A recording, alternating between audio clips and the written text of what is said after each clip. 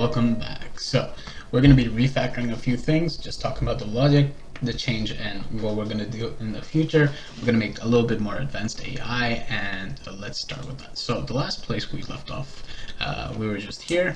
We had a little object that was moving left and right. So I'm going to do a few changes like I did with C++. The first change I'm going to do is actually I'm going to keep this obstacle non-movable. So we're going to remove that path maker part about it, and then we're just going to create a primitive box. I believe if I look into it, it's a 4x4x4, so we just make a 4x4 box and just zero it out. Right, and then we can delete the points.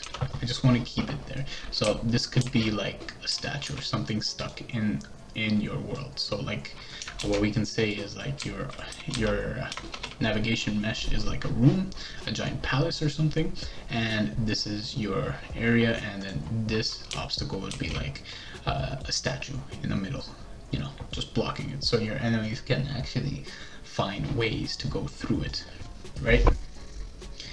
So with that, what we're gonna do is I'm just gonna follow what I did with C++, and I'm gonna create a decoupling, or I'm gonna decouple the logic behind what we're gonna do. So decoupling basically means untangling bits of code, and the reason why we're doing that is if we look at our AI, shooter AI, we got a few things here that the lines are not bad, but what's the intention of the code, right? Because we said we want shooter AI, so it should only be worried about the AI, right? But instead we have functions that don't really mean anything to the AI. So like navigation creation, the visualization of it, entering the dodge area, right? So this stuff has no effect or basis for the AI.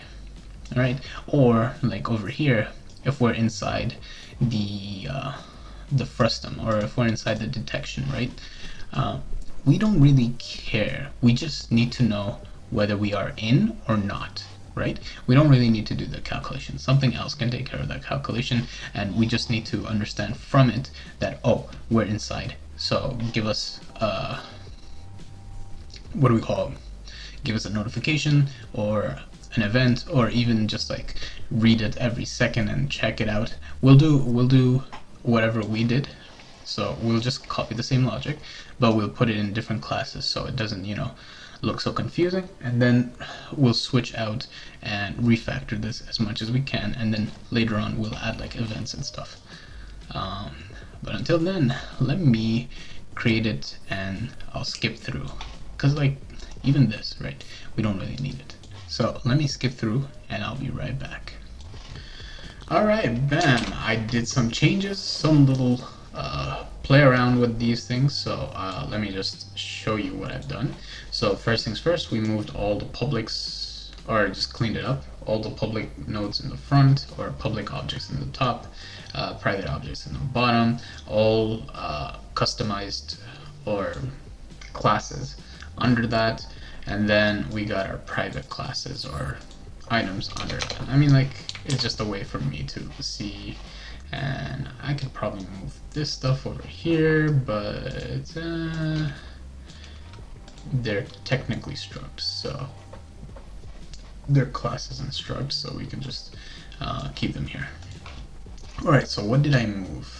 Specifically speaking, I removed the ability for them both to be components, so our path maker and navigation maker, and then on top of that we added a namespace so we could direct or put them in one area, and the area technically it shouldn't even be called AI.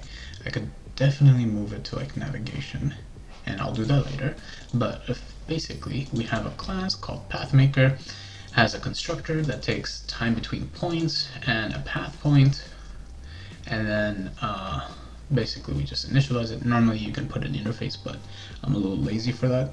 I didn't want to add one, even though it's pretty easy, but whatever. We made the init path a little bit different, because now we're using a little bit of what do we call we're using system collections and just making it a little bit simpler. Then we change the way this works. So instead of getting the nodes up vector and the front vector, what we're doing is we're taking the two vectors and we're doing a vector subtraction, which gives us the hypotenuse between the two vectors pointing to the first vector. So if you had this one pointing at 9 o'clock, this one pointing at 12, you would have this new vector starting at the 9 o'clock and aiming at 12. So that's the logic here. Then over here, it's supposed to be in reverse. Thank God for looking at that. Okay, and that's our path maker. So basically it takes our lists of vectors, creates a path between it, and we get movement alongside it. Now let's say we have a new one, remove it, or we could also reset path, or like create new path, right? So for that, what we're going to do is we would add the path points again and do it again, or we could just create a new path maker and delete this and create a new instance of it, and continuing on. Alright, so navigation maker, I made it a little different. This one handles all the navigation mesh and the obstacles, takes it and puts it into a list of that. So first things first, we have the render navigation, which just renders, obstacle, which just renders the obstacles. Then after that, we got the list of a list. Basically, if you have like multiple objects, so the way I'm thinking of it is we would in the future make AI an AI manager, right? Which will have like multiple shooter AIs, and we would take all these different lists of a list and we would give each to one AI, because each AI will have one path maker, right? And we will just give it to them, and then we will handle the logic later on, right? The list of obstacles is just telling the navigation maker, these are the list of obstacles that we have inside our mesh that we want you to compute your navigation path finding with these involved, right? Normally you don't need it, but it's just this is just for us right now. So in cases where we do get stuck, so if you do a final build and you won't really need this obstacle list, or you want to play around with obstacles, because there are some functions inside obstacles. So like if we do go to, like, let's say, right, and let's just choose number 0, right, dot, we have a few things that we can add into it, and then we can use it to do some stuff, right? We can also use it as exceptions. So like for our navigation mesh, we can say that we can exclude this obstacle, so it could be like invisible at certain times and stuff. So we could do that. Now other than that, the only thing I have is get all the paths, which I'm going to give it to the AI manager later on. Get path would be to get the specific path inside these. You making it in the editor, you will know which one you're talking about. This one is if you have a list of points and you want to create a path between it, it will give you the path finding points between these, adding along. So it goes into a -1. So you have like 4 points, that's 3 paths, and then within each one you just add -2 because you have 4 points. So let's say within 0 and 1 you have 4 degrees or angles or movement, right? Or rotation or turns. Turns would be a nicer word. Let's say between 0 and 1 you have 4 turns to get there, right? You want to get 0, 1, 2, because the third one would be the 0 for the next loop, right? So you don't want to include that last point, and that -2 is for that, because the num points would be like the amount of turns we have, which are 4, and if we were to add that point, it's going to get crazy. So we just add 0, 1, and 2, which are 3 points basically. Which right now I'm thinking about it, 4 minus 2 is 2. Yeah, this was supposed to be -1, not -2. Alright, so with that, then we have a path create, which is basically our function which creates the path and adds them into our path points. So the list to list, and every time we want to take back the standard list, or like the beginning list that we had in our editor. So let's say if you have like 5 enemies and they all have a specific route, right? And then you shot one of them, they all get alerted, and then they all move away. But then you hide, and now they have to get back to their original spots.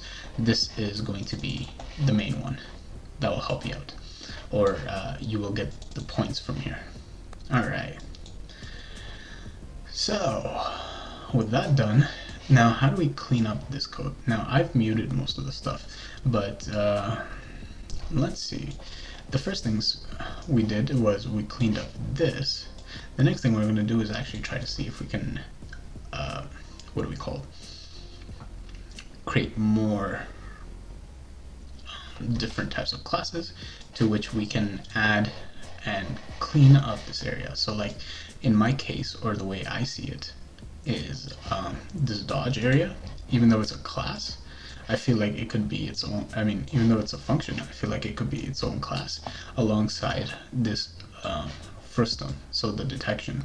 And we could call it like a detection maker type thing. So it detects using the body, and or we could call it like AI detector, right? So we can just right click on this, add a class. I'll call it AI detector.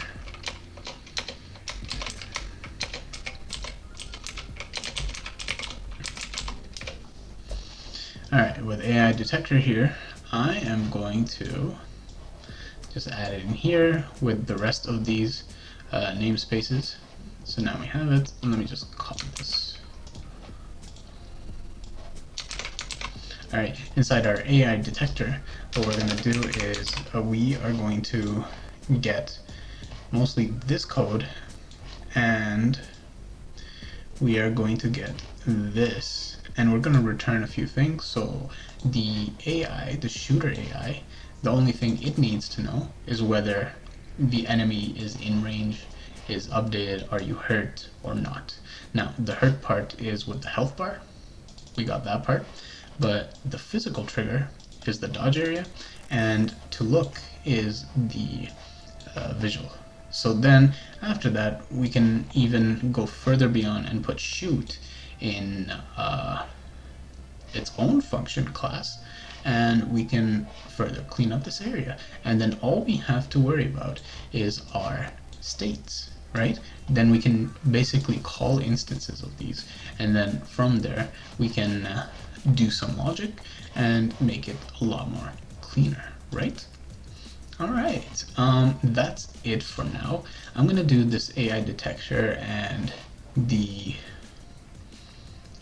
what do we call it, the shoot class for next time, and I'm really busy these past few weeks, or else I would have made faster videos. But thank you guys for still watching. I appreciate it, and I am definitely gonna still make more stuff, and with that I will see you guys next time. Alright, goodbye.